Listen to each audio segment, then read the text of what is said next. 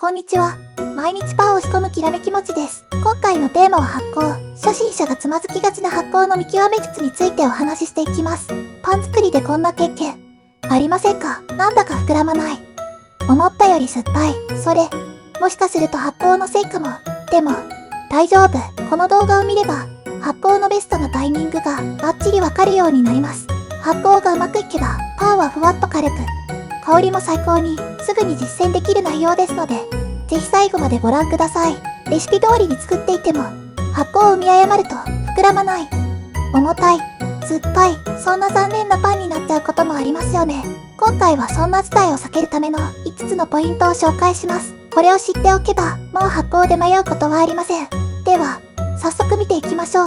ポイント1、フィンガーテスト。指で軽く生地を押してみましょう。このテストを使えば、発酵の進み具合が一目でわかります。ポイント2、生地の見た目。発酵が進むと生地の表面が変わります。生地の状態をしっかり観察しましょう。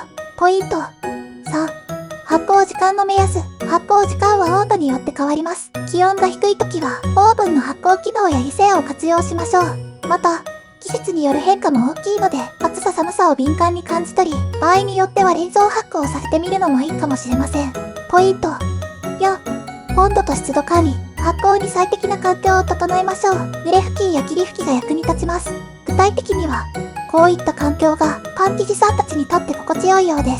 特に湿度に関しては、乾燥すると生地が硬くなり、湿度が高すぎるとベタつくので注意です。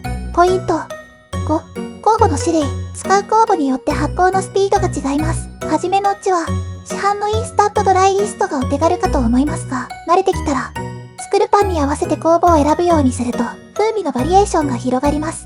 ただ、発酵時間の違いはこんなにも変わってくるので、パン作りのスケジュール管理も全く違いが出てくることに気をつけておくといいでしょう。